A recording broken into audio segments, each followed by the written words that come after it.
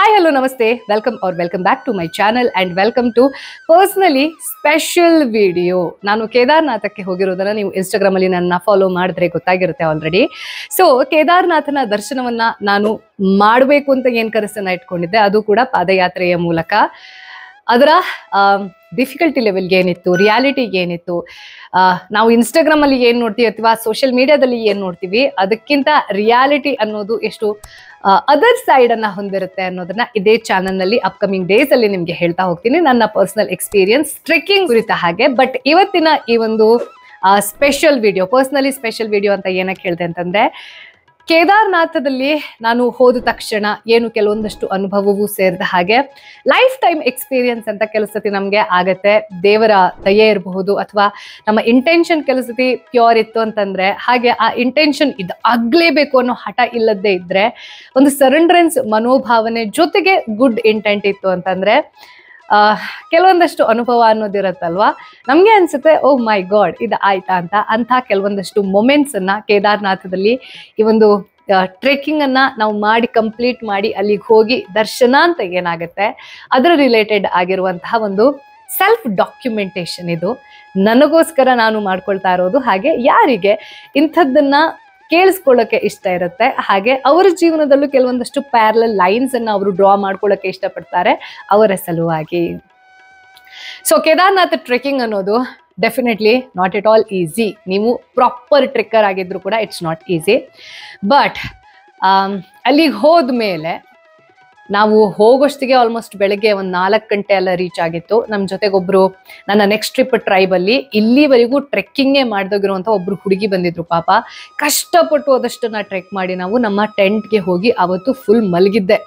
ನಾವು ದೇವಸ್ಥಾನದ ಬಾಗಿಲನ್ನ ಕೂಡ ನೋಡೋಕ್ಕೆ ಶಕ್ತಿ ಇರಲಿಲ್ಲ, ಅಷ್ಟು ಸುಸ್ತಾಗಿತ್ತು ನನಗೆ. ನಾನು ಕೇದಾರನಾಥದ ಆ ಬಾಗಿಲಿದೆ ಅಲ್ಲ, ಹೆಬ್ಬಾಗಿಲಿದೆ ಅಲ್ಲ, ಆ ಗಂಟೆ, ಜೈ ಕೇದಾರನಾಥ್ ಅಂತ ಇರೋ ಬೋರ್ಡು, ರೆಡ್ ಕಲರ್ ಬೋರ್ಡು, ಇದೆಲ್ಲದ್ರ ಬಗ್ಗೆ ನಾನು ಬೆಂಗಳೂರಲ್ಲಿ ಕುತ್ಕೊಂಡು ನಾನು ಅಲ್ಲಿಗೆ ಹೋದಾಗ, ಅಲ್ಲಿ ಕಾಲಿಟ್ಟಾಗ ಏನ್ ಅನಿಸ್ಬಹುದು ಅನ್ನೋದು ಕೆಲವೊಂದಷ್ಟು ಇಮ್ಯಾಜಿನೇಷನ್ ಇತ್ತು. ಆಯ್ತಾ, ಲಿಟ್ರಲಿ ಎಷ್ಟೋ ಸತಿ ನಂಗೆ ಕಣ್ಣಲ್ಲಿ ನೀರು ಬಂದಿದೆ ಖುಷಿಯಾಗಿ. ಬಟ್ ಅಲ್ಲಿಗೆ ಹೋದಾಗ ನಂಗೆ ಹಂಗಿದ್ ಏನೂ ಫೀಲ್ ಆಗ್ಲಿಲ್ಲ, ಅಳಲಿಲ್ಲ ಅಥವಾ ಏನೋ ಓವರ್ವೆಲ್ಮಿಂಗ್ ಅಂತ ಏನೂ ಅನಿಸ್ಲಿಲ್ಲ, ಎಂಥದ್ದು ಆಗ್ಲಿಲ್ಲ. ಆದ್ರೆ ಇಲ್ಲಿ ನಾವೆಷ್ಟು ಸುಸ್ತು ಮಾಡ್ಕೊಂಡು ಹೋಗಿದ್ವಿ ಅಲ್ವಾ, ಆ ಸುಸ್ತಿಗೆ ಒಂದು ಕಾರಣ ಇದೆ. ಆ ಸುಸ್ತು ಆಗ್ತಾ ಇರ್ಬೇಕಿದ್ರೆ ನನ್ಗೆಲ್ಲೋ ಒಂದ್ ಕಡೆ ಗಟ್ ಫೀಲಿಂಗು, ಇಷ್ಟೆಲ್ಲ ಕಷ್ಟ ಆಗ್ತಾ ಇದೆ ನಮ್ಗೆ ಅಂತಂದ್ರೆ ಏನೋ ಒಂದು ಯಾರಿಗೂ ಸಿಗದೇ ಇರುವಂತ ಏನೋ ಒಂದು ಭಾಗ್ಯ ಅನ್ನೋದು ರಿಡೀಮ್ ಆಗತ್ತೆ ಅನ್ನೋದು ನನ್ನ ಗಟ್ ಫೀಲಿಂಗ್. ಜೊತೆಗೆ ನಾನು ಮೀಡಿಯಾದಲ್ಲಿ ವರ್ಕ್ ಮಾಡ್ತಾ ಇದ್ದಾಗ ಈ ನಮ್ಮ ಕೇದಾರನಾಥದ ಪ್ರಧಾನ ಪೂಜಾರಿಗಳು ಯಾರಿರ್ತಾರೆ ಅವರು ಕರ್ನಾಟಕದವರಾಗಿರ್ತಾರೆ. ಅಂದ್ರೆ ಶಂಕರ ಪರಂಪರೆಯ ಬ್ಯೂಟಿನೇ ಏನಪ್ಪಾ ಅಂತಂದ್ರೆ, ಸೌತ್ ಅವರು ನಾರ್ತ್ ಅಲ್ಲಿ ಪೂಜೆ ಮಾಡೋದು, ನಾರ್ತ್ ಅವರು ಸೌತ್ ಅಲ್ಲಿ ಪೂಜೆ ಮಾಡೋದು, ಅಂದ್ರೆ ಇಂಟರ್ ಕನೆಕ್ಟೆಡ್ ಆಗಿ ಆ 4 ಮಠಗಳನ್ನ, ಜ್ಯೋತಿರ್ಮಠ ಅಂತ ಏನ್ ಕರಿತೀವಲ್ವ ನಾವು, ಅದರ ಪರಂಪರೆನೇ ಅಷ್ಟು ಬ್ಯೂಟಿ. ದಾವಣಗೆರೆಯ ಪ್ರಧಾನ ಅರ್ಚಕರು ನನಗೆ ಪರಿಚಯ ಇದ್ರು, ಅಂದ್ರೆ ಇವರು ಅಲ್ಲಿ ಪ್ರಧಾನ ಅರ್ಚಕರು ಅಂತ ಗೊತ್ತಿತ್ತು ಅಷ್ಟೇ. ಬಟ್ ಇಲ್ಲಿಗೆ ಪ್ಲಾನ್ ಮಾಡಿದಾಗ ನಾನು ಹಂಗೋ ಹಿಂಗೋ ಅವರು ಕಾಂಟ್ಯಾಕ್ಟ್ ಅನ್ನ ಹುಡುಕಿ ಅವ್ರಿಗೆ ಸುಮಾರು ಸತಿ ಕಾಲ್ ಮಾಡಕ್ಕೆ ಟ್ರೈ ಮಾಡಿದ್ದೆ, ಬಟ್ ಸಿಗ್ಲಿಲ್ಲ. ಆಮೇಲೆ ಅನಿಸ್ತು ಮೇ ಬಿ ದೇವರಿಗೆ ನಾನು ನಾರ್ಮಲಿ ಹೆಂಗ್ ದರ್ಶನ ಕೊಡ್ತಾನೆ ಅದೇ ರೀತಿ ಇಷ್ಟ ಇರಬೇಕು, ನಾನು ಇದನ್ನ ಪುಷ್ ಮಾಡೋದು ಬೇಡ ಅಂತ ಹೇಳ್ಬಿಟ್ಟು ಬಿಟ್ಬಿಟ್ಟೆ. 2 ಸತಿ ಕಾಲ್ ಮಾಡಿದೆ, ಅವ್ರು ತೆಗಿಲಿಲ್ಲ, ಬಿಟ್ಬಿಟ್ಟೆ. ನಾನು ಒಂದು ಮೆಸೇಜ್ ಹಾಕಿ ಬಿಟ್ಬಿಟ್ಟೆ. ಆಯ್ತಾ, ಯಾವತ್ತು ನಾವು ಅಲ್ಲಿ ಕಷ್ಟಪಟ್ಕೊಂಡು ಒದ್ದಾಡಿ ಇನ್ನು ಅರ್ಧ ಕಿಲೋಮೀಟರ್ ಅಂದ್ರೆ ಅರ್ಧದಷ್ಟು ದೂರ ಕ್ರಮಿಸೋದು ಬಾಕಿ ಇತ್ತು, ಆವಾಗ ನನಗೆ ಅವರಿಂದನೇ ಒಂದು ಕಾಲ್ ಬರುತ್ತೆ, ಎಲ್ಲಿದ್ದೀರಾ, ಯಾವಾಗ ಬರ್ತಿದ್ದೀರಾ ಅಂತ. ನನ್ನ ಖುಷಿಗೆ ಆವಾಗ ಏನ್ ಹೇಳ್ಬೇಕಂತ ಅರ್ಥ ಆಗೋದಿಲ್ಲ. ಅಂದ್ರೆ ತುಂಬಾ ಖುಷಿಯಾಗಿದೆ, ಬಟ್ ಆ ಖುಷಿಯನ್ನ ಎಕ್ಸ್ಪ್ರೆಸ್ ಮಾಡೋದು ಅಥವಾ ಬೋಸ್ಟ್ ಮಾಡ್ಕೊಳ್ಳೋ ಮನಸ್ಥಿತಿ ಇದೆಲ್ಲ, ಎಸ್ ಆಯ್ತು ಇದು ಅಂತ, ಆ ಥರದೊಂದು ಮೈಂಡ್ ಸೆಟ್ ಇಲ್ಲ. ಅಂಥ ಟೈಮಲ್ಲಿ ಅವರು ಇಲ್ಲ ನೀವು ನಡ್ಕೊಂಡು ಬರಬೇಡಿ, ತುಂಬಾ ಸುಸ್ತಾಗತ್ತೆ, ಕುದುರೆ ಮೇಲೆ ಬನ್ನಿ, ಹಿಂಗೆಲ್ಲ ಹೇಳಿದ್ರು. ಬಟ್ ನಂಗೆಲ್ಲೋ ಒಂದ್ ಕಡೆ ಆ ಸನ್ನಿಧಿಗೆ ಹೋಗ್ಬೇಕಿದ್ರೆ ನಮ್ಮ ಫಿಸಿಕಲ್, ಮೆಂಟಲ್, ಇಮೋಷನಲ್ ಎಲ್ಲದೂ ಒಂದ್ಸತಿ ಚಾಲೆಂಜ್ ಒಡ್ಬೇಕು. ನಾವು ಹೋಗುವಾಗ ನಾನು ಏನು ಅಲ್ಲ ಅನ್ನೋ ಥರದ ಆ ಸರೆಂಡರ್ ಮನಸ್ಥಿತಿ ಬರಬೇಕು ಅಂತಂದ್ರೆ ಆ ಫಿಸಿಕಲ್ ಡ್ಯಾಮೇಜ್ ಆಗಬೇಕು, ಇಮೋಷನಲ್ ಟರ್ಮಾಯಿಲ್ ಆಗಬೇಕು. ಹಾಗಾಗಿ ನಾವು ನಡ್ಕೊಂಡೇ ಹೋದ್ವಿ. ಆ್ಯಂಡ್ ಅಲ್ಲಿಗೆ ಹೋದ್ಮೇಲೆ ಪ್ರಧಾನ ಪೂಜಾರಿಗಳು, ಅವರ ಹೆಸರು ವಾಗೀಶ್ ಜಿ ಅಂತ, ಅವರು ನಮ್ಮೆಲ್ಲರ ಗ್ರೂಪನ್ನು, ನಾನು ನೆಕ್ಸ್ಟ್ ಟ್ರಿಪ್ ಟ್ರೈಬ್ ಮೆಂಬರ್ಸನ್ನು ಏನು ಕರ್ಕೊಂಡು ಹೋಗಿದ್ದೆ, ಎಲ್ಲರನ್ನೂ ಅವರ ಮನೆಗೆ ಕರೆದು ತುಂಬ ಚೆನ್ನಾಗಿ ಮಾತಾಡಿಸಿ, ಅಲ್ಲೆಲ್ಲ ಕನ್ನಡದಲ್ಲಿ ಮಾತಾಡೋದಿದೆ ಅಲ್ಲ, ಅದು ಪ್ರಧಾನ ಅರ್ಚಕರ ನಿವಾಸ ಅಂತ ಕನ್ನಡದಲ್ಲಿ ಕೂಡ ಕೆಳಗಡೆ ಬೋರ್ಡಲ್ಲಿ ಬರೆದಿರೋದಿದೆಲ್ಲ, ಅದೊಂಥರ ಖುಷಿ ಆಗತ್ತೆ. ಸೊ ಅಲ್ಲಿ ಮಾತಾಡಾದ್ಮೇಲೆ ಒಂದು ಸ್ಪೆಷಲ್ ದರ್ಶನ ಇರುತ್ತೆ ಅನ್ನೋದನ್ನು ಹೇಳಿ, ಅದಕ್ಕೆ ಒಂದಷ್ಟು ಚಾರ್ಜಸ್ ಇರುತ್ತೆ. ಸೊ ಅದನ್ನು ನಾವು ಅಲ್ಲಿ ಅರ್ಪಣೆ ಮಾಡಾದ್ಮೇಲೆ ಇನ್ನೊಂದು ಖುಷಿ ಏನಪ್ಪ ಅಂತಂದರೆ, ಅಲ್ಲಿ ನಿಮ್ಗೆ ನಾರ್ಮಲ್ ದರ್ಶನಕ್ಕೆ ಹೋದರೂ ಕೂಡ ಸ್ಪರ್ಶ ದರ್ಶನ ಇರುತ್ತೆ ಅರ್ಲಿ ಮಾರ್ನಿಂಗ್ ಟೈಮಲ್ಲಿ. ನನಗೆ ಸ್ಪರ್ಶ ದರ್ಶನಕ್ಕಿಂತನೂ ನಾನನ್ನು ಟ್ರೈಬ್ ಮೆಂಬರ್ಸ್ ಹತ್ರ ಹೇಳ್ತಾ ಇದ್ದೆ, 2-3 ಸತಿ ನನ್ನ ಫ್ಯಾಮಿಲಿ ಹತ್ರನೂ ಮಾತಾಡುವಾಗ ಹೇಳ್ತಾ ಇದ್ದೆ ಇದನ್ನು. ನನಗೆ ಅಲ್ಲಿ ಶಿವಲಿಂಗವನ್ನು ಮುಟ್ಟಕ್ಕೆ ಬಿಡದೆ ಇದ್ರೂ ಪರವಾಗಿಲ್ಲ, ಆ ಅವಕಾಶ ಸಿಗದೆ ಇದ್ರೂ ಪರವಾಗಿಲ್ಲ, ನನಗೆ ಆ ಗರ್ಭಗುಡಿಯಲ್ಲಿ ಒಂದು 10 ನಿಮಿಷ ಶಾಂತವಾಗಿ ಕುತ್ಕೋಬೇಕು. ದೇವ್ರನ್ನ ನೋಡ್ತಾ ಇರ್ತೀನ, ಕಣ್ಮುಚ್ಕೊಂಡು ಕೂರ್ತೀನ, ನಂಗೆ ಗೊತ್ತಿಲ್ಲ. ಅಲ್ಲಿಗೆ ಹೋಗಿ ಕಣ್ಮುಚ್ಚಿ ಕೂರೋದ್ರಲ್ಲಿ ಅರ್ಥ ಇಲ್ಲ. ಆದರೆ ಕೆಲವು ಸತಿ ನಾವು ಅದರ ಪ್ರೆಸೆನ್ಸ್ನಲ್ಲಿ ಕಣ್ಮುಚ್ಚಿ ಕೂರೋದಿರತ್ತಲ್ವಾ, ಅದೊಂಥರ ಬ್ಲಿಸ್ಫುಲ್ ಮೂಮೆಂಟ್. ನನಗೆ ಗೊತ್ತಿರಲಿಲ್ಲ, ಬಟ್ ನನಗೆಲ್ಲೋ ಒಂದು ಕಡೆ ತುಂಬ ಸ್ಟ್ರಾಂಗ್ ಫೀಲಿಂಗು ಅಥವಾ ಹಿಂಗಾಗಲಿ ಅನ್ನೋ ಥರದಲ್ಲಿತ್ತು. ನಾನು ಅದನ್ನು ಬಾಯ್ಬಿಟ್ಟು ಹೇಳಿದ್ದೆ ಕೂಡ. ನನಗೆ ಸ್ಪರ್ಶ ದರ್ಶನ ಸಿಗದೇ ಇದ್ದರೂ ಕೂಡ ಬೇಜಾರಾಗೋದಿಲ್ವೇನೋ, ಒಂದು ಕನಸಿದೆ. ಆ ಕೇದಾರನಾಥನ ಗರ್ಭಗುಡಿಯಲ್ಲಿ 10 ನಿಮಿಷ ನನಗೆ ಶಾಂತ ರೀತಿಯಲ್ಲಿ ನಂಗೆ ಹೆಂಗೆ ಕುತ್ಕೋಬೇಕೋ, ಅವನನ್ನು ಧ್ಯಾನ ಮಾಡ್ತಾ ಕುತ್ಕೋಬೇಕಾ, ನೋಡ್ತಾ ಕುತ್ಕೋಬೇಕಾ, ಸುಮ್ಮನೆ ಕುತ್ಕೋಬೇಕಾ, ಖುಷಿಯಿಂದ ಕುತ್ಕೋಬೇಕಾ, whatever the emotion back then, ಆ ರೀತಿ ಕುತ್ಕೊಳ್ಳೋಕೆ ಅವಕಾಶ ಇರೋ ರೀತಿಯಲ್ಲಿ ಏನಾದರೂ ಒಂದು ಅಪಾರ್ಚುನಿಟಿ ಕ್ರಿಯೇಟ್ ಕೊಡು ಅಂತ ನಾನು ಕೇಳ್ಕೊಂಡಿದ್ದೆ ಶಿವನ ಹತ್ರ. ಆಯ್ತಾ, ನೋಡಿ ನಾನು ಆಗಲೇ ಹೇಳಿದೆ ಅಲ್ಲ, ನಮ್ಮ ಇಂಟೆಂಟ್ ಪ್ಯೂರ್ ಇದ್ರೆ ಹಾಗೆ ಆ ಇಂಟೆಂಟ್ ಆಗಲೇಬೇಕು ನಾನು ಹೇಳಿದ್ದು ಅನ್ನೋ ಹಠ ಇಲ್ಲದ್ದೇ ಇತ್ತು ಅಂತಂದರೆ, ಕೆಲವು ಸತಿ ಹೆಂಗೆ ದರ್ಶನ ಕೊಡ್ತಾನೆ ದೇವರು ಅಂತಂದರೆ, ನನಗೆ ಅಲ್ಲಿ ಕುತ್ಕೊಳ್ಳೋಕೆ ಅವಕಾಶ ಬೇಕಿತ್ತು ಅಷ್ಟೆ. ನನಗೆ ಕೇದಾರನಾಥನನ್ನು ಡೈರೆಕ್ಟಾಗಿ ನೋಡ್ತಾ ಆರತಿಯನ್ನು ಹೆಂಗೆ ಮಾಡ್ತಾರೆ ಅನ್ನೋದನ್ನು ವಿಟ್ನೆಸ್ ಮಾಡೋ ಭಾಗ್ಯ ಸಿಕ್ತು. And for the first time in my whole life, I am not exaggerating, timelessness ಅಂತಂದರೆ ಹೆಂಗಿರುತ್ತೆ ಅನ್ನೋದರ ಅನುಭವ ಅಥವಾ ಆಭಾಸ ಆಯಿತು. ಅಲ್ಲಿ ಪೂಜಾರಿಗಳು ಓಂ ಶೇಪಲ್ಲಿ ಈ ರೀತಿ ಪೂರ್ತಿ ತಲ್ಲೀನ ಆಗಿಬಿಟ್ಟು ಒಂದು ಸತಿ ದೀಪದಲ್ಲಿ, 1 ಎಳೆ ದೀಪದಲ್ಲಿ, 3 ಎಳೆ ದೀಪದಲ್ಲಿ, 5 ಎಳೆ ದೀಪದಲ್ಲಿ, ಹೀಗೆ ದೀಪಗಳ ಸಂಖ್ಯೆ ಜಾಸ್ತಿ ಆಗ್ತಾ ಹೋಗುತ್ತೆ. ಹಾಗೆ ಆ ಓಂ ಶೇಪಲ್ಲಿ ಅವರು ಆರತಿಯನ್ನು ಬೆಳಗ್ತಾರೆ. ಅದು ಬೆಳಗ್ತಾ ಇರಬೇಕಿದ್ರೆ ನಾನು ಡೈರೆಕ್ಟ್ ಶಿವಲಿಂಗದ ಎದುರುಗಡೆ ಕೂತಿದ್ದೀನಿ. ಶಿವಲಿಂಗವನ್ನು ಪೂರ್ತಿಯಾಗಿ ಅಲಂಕಾರ ಮಾಡಿರ್ತಾರೆ, ಒಂದು ಕಿರೀಟವನ್ನು ಧಾರಣೆ ಮಾಡಿರ್ತಾರೆ, ಮೇಲ್ಗಡೆಯಿಂದ ಶಿವನಿಗೆ ಅಭಿಷೇಕದ ಆ ಡ್ರಾಪ್ಲೆಟ್ಸ್ ಬೀಳ್ತಾ ಇರುತ್ತೆ. ಅದಕ್ಕಿಂತನೂ ಜಾಸ್ತಿ ಕಣ್ಣು ಹೋಗೋದು ಅಥವಾ ಕಣ್ಣು ಅಲ್ಲೇ ಸ್ಟಕ್ ಆಗಿಬಿಡುತ್ತೆ. ಆ ದೀಪದ ಆರತಿ ಹೆಂಗೆ ನಡೆಯುತ್ತೆ, ಆ ದೀಪವನ್ನೇ ನೀವು ನೋಡ್ತಾ ಇರ್ತೀರ, ಆರತಿಯನ್ನೇ ನೋಡ್ತಾ ಇರ್ತೀರ. ಆಲ್ಮೋಸ್ಟ್ ಒಂದು 25-30 ನಿಮಿಷ ಆಗಿರ್ಬೋದು. ನಂಗೆ ಇವಾಗಲೂ ಕೂಡ ಎಷ್ಟೊತ್ತು ನಾನು ಆ ಆರತಿಯನ್ನು ನೋಡಿದ್ದೀನಿ ಅನ್ನೋದರ ಪರಿಕಲ್ಪನೆ ಸಮಯದ ಲೆಕ್ಕದಲ್ಲಿ ಇಲ್ಲ.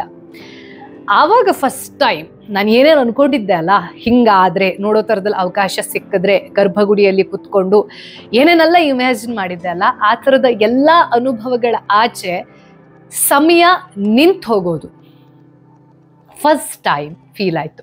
ಆ್ಯಂಡ್ ನನಗೆ ಬಹಳಷ್ಟು ಸರ್ತಿ ಈ ಈಶಾ ಫೌಂಡೇಶನ್ನಲ್ಲಿ ಯಾವಾಗ ಆದಿಯೋಗಿಯನ್ನು ನಾನು ನೋಡಿದ್ದೆ, ಫಾರ್ ದ ಫಸ್ಟ್ ಟೈಮ್ ನನಗೆ ಇಮೋಷ್ನಲ್ ಬ್ರೇಕ್ ಡೌನ್ ಅಂತ ಹೇಳಿ ಅಥವಾ ಇಮೋಷ್ನಲ್ ಬ್ಲಿಸ್ ಅಂತ ಹೇಳಿ ಫಸ್ಟ್ ನನಗೆ ಅನುಭವ ಆಗಿದ್ದು ಅಲ್ಲಿ. ಅದು ಹೇಗೆ ಅಂತಂದ್ರೆ ಕಣ್ಣಲ್ಲಿ ದಳದಳ ದಳದಳ ನೀರು ಬರುತ್ತೆ ಆ್ಯಂಡ್ ಇಲ್ಲಿ ಗಂಟ್ಲು ಕಟ್ಕೊಂಡಿರುತ್ತೆ, ಆ ಥರದ ಇಮೋಷನ್ ಫೀಲ್ ಆಗಿತ್ತು. ಅದನ್ನ ಅಷ್ಟ ಸಾತ್ವಿಕ ಅಂತ ಕರೀತಾರಂತೆ. ಆ ಥರ ಕೆಲವೊಂದಷ್ಟು ದೇವಸ್ಥಾನದಲ್ಲಿ ಎನರ್ಜೈಸ್ಡ್ ಪ್ಲೇಸಲ್ಲಿ ಆ ರೀತಿ ಆಗುವಂಥದ್ದು ಸಾಮಾನ್ಯ ಅಂತ ಹೇಳ್ತಾರೆ. ಬಟ್ ನನಗೆ ಸಾಮಾನ್ಯ ಆಗಿರಲಿಲ್ಲ ಅದು. I imagined that emotion. But ಇಲ್ಲಿ ನನಗಾಗಿದ್ದು ಲಿಟ್ರಲಿ ಹ್ಯಾಪಿನೆಸ್. ಹ್ಯಾಪಿನೆಸ್ ಅಂತಂದ್ರೆ ಮುಖದಲ್ಲಿ ಏನೋ ದೊಡ್ಡ ಸ್ಮೈಲ್ ಇದೆ ಹಂಗಲ್ಲ ಅಲ್ಲ, ಬ್ಲಿಸ್, ಟೈಮ್ಲೆಸ್ನೆಸ್. ಅದನ್ನ ವರ್ಡ್ಸ್ ಅಲ್ಲಿ ಹೇಳಕ್ ಸಾಧ್ಯ ಇಲ್ಲ. But for the first time ನನಗೆ ಕೇದಾರನಾಥದಲ್ಲಿ ಯಾವುದೇ ಉದ್ರೇಕ ಅಥವಾ ಅಳು ನಗು ಈ ಥರದ ಉದ್ರೇಕದ ಎಮೋಷನ್ ಫೀಲ್ ಆಗುತ್ತೆ.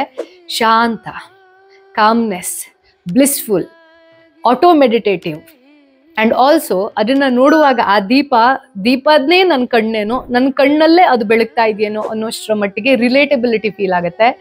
ಅದು ಹಂಗ್ ನೋಡ್ತಾ ನೋಡ್ತಾ ನೋಡ್ತಾ ಇರ್ಬೇಕಿದ್ರೆ ಆರತಿ ಮಾಡ್ತಾ ಇರುವಾಗ, ಈಗ ನಾವು ಟ್ಯಾಪಿಂದ ಒಂದು ಬಕೆಟಲ್ಲಿ ಸ್ಲೋ ಆಗಿ ಸೌಂಡೇ ಕೇಳಿಸ್ತಾ ಇರಲ್ಲ ನೀರು ಬೀಳ್ತಾ ಇದೆ ಅಂತ, ಎಷ್ಟೋ ಹೊತ್ತಿನ ನಂತರ ಅದು ಚಿಕ್ಕ ಧಾರೆಯಲ್ಲಿ ಬಿದ್ದು ಬಿದ್ದು ಬಿದ್ದು ಬಿದ್ದು ನೀರು ಆಮೇಲೆ ಬಕೆಟ್ ನೀರು ಚೆಲ್ಲುತ್ತಲ್ವಾ, ಆ ಥರದಲ್ಲಿ ಆ ಆರತಿ ನೋಡ್ತಾ ನೋಡ್ತಾ ನೋಡ್ತಾ ನೋಡ್ತಾ ಕಣ್ಣು ಪೂರ್ತಿ ತುಂಬಿ ಬಂದು ಹಿಂಗೆ ಒಂದು ಡ್ರಾಪ್ಲೆಟ್ ಬಿದ್ದಾಗಲೇ ನಂಗೆ ಗೊತ್ತಾಗಿದ್ದು, ಓಕೆ ಇಲ್ಲಿದ್ದೀನಿ, ನಾನು ಗರ್ಭಗುಡಿ ಒಳಗಡೆ ಇದ್ದೀನಿ, ಕೇದಾರನಾಥನ ಸನ್ನಿಧಿಯಲ್ಲಿದ್ದೀನಿ, ಇದನ್ನೇ ನಾನು ಕೇಳ್ಕೊಂಡಿದ್ದಾಗಿತ್ತು. ಬಟ್ ಏನು ಕೇಳ್ಕೊಂಡಿದ್ದೆ ಅದಕ್ಕಿಂತ ಜಾಸ್ತಿ ಇನ್ನ ಬ್ಯೂಟಿಫುಲ್ ಲೈಫ್ ಟೈಮ್ ಎಕ್ಸ್ಪೀರಿಯನ್ಸ್ ಅನ್ನ ಶಿವ ಕರುಣಿಸ್ತಾ ಇದ್ದಾನೆ ಅನ್ನೋದು ಯಾವ ಕಣ್ಣಲ್ಲಿ ನೀರು ಬಂತಲ್ಲ, ಅದು ನನಗೆ ಗೊತ್ತಿಲ್ಲದೆ ಎಷ್ಟೋ ಸಮಯದ ನಂತರ ಕಣ್ಣು ತುಂಬಿಕೊಂಡು ರಪ್ಪಂತ ಒಂದು ಡ್ರಾಪ್ಲೆಟ್ ಬಿದ್ದಾಗ ಅವಾಗ ಗೊತ್ತಾಗಿದ್ದು, ಓ ನಾನಿಲ್ಲಿ ಆರತಿ ನೋಡ್ತಾ ಇದ್ದೀನಿ ಅಂತ.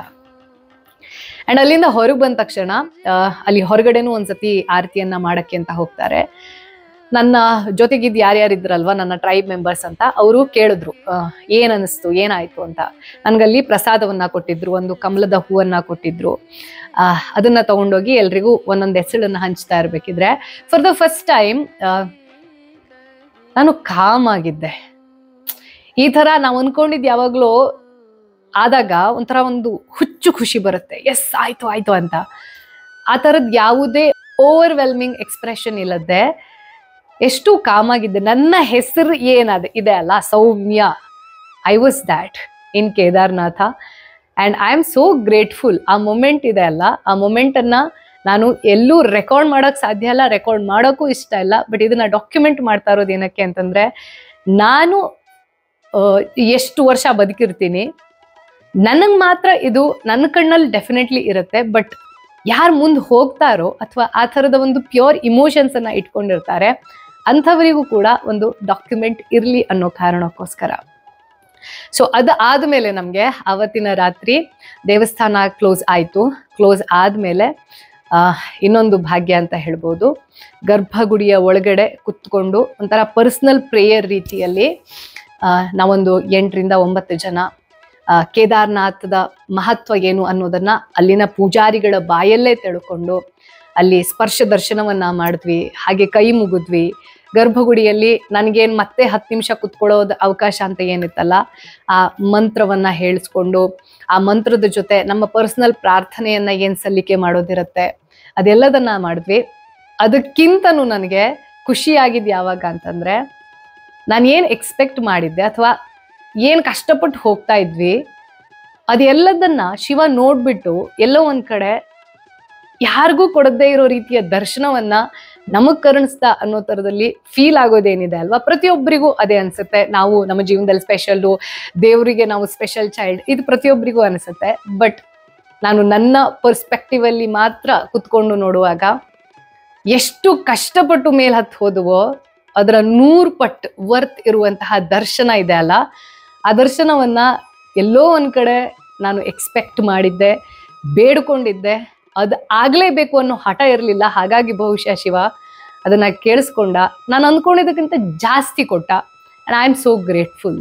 ಯಾರ್ಯಾರೆಲ್ಲ ಕೇದಾರನಾಥ ದರ್ಶನವನ್ನ ಮಾಡಬೇಕು ಅಂತ ಅನ್ಕೊಂಡಿದ್ದೀರಾ, ದಯವಿಟ್ಟು ಅವನು ಕರೆಯೋವರೆಗೂ ಕಾಯಿರಿ.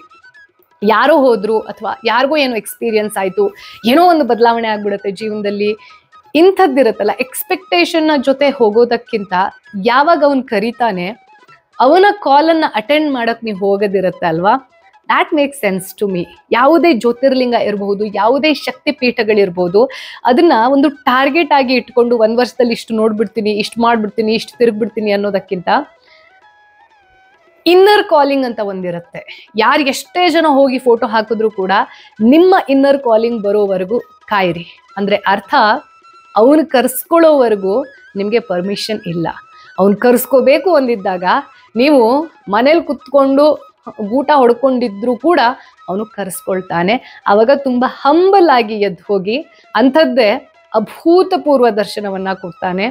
ನನಗಂತೂ ಕೇದಾರನಾಥಕ್ಕೆ ಹೋಗಿದ್ದಿದೆ ಅಲ್ವಾ, ಲಿಟ್ರಲಿ ಆ ಫಿಸಿಕಲ್ ಚಾಲೆಂಜಸ್ನ ಜೊತೆಗೆ ಆ ಖುಷಿ ಏನಿದೆ ಅಲ್ಲ, ಕಾಮ್ನೆಸ್, ಸೌಮ್ಯ ಅಂತಂದ್ರೆ ಏನು ಅನ್ನೋದನ್ನ ಕಂಡುಕೊಂಡ್ಲು ಅಂತ ಹೇಳಕ್ಕೆ ಇಷ್ಟಪಡ್ತೀನಿ.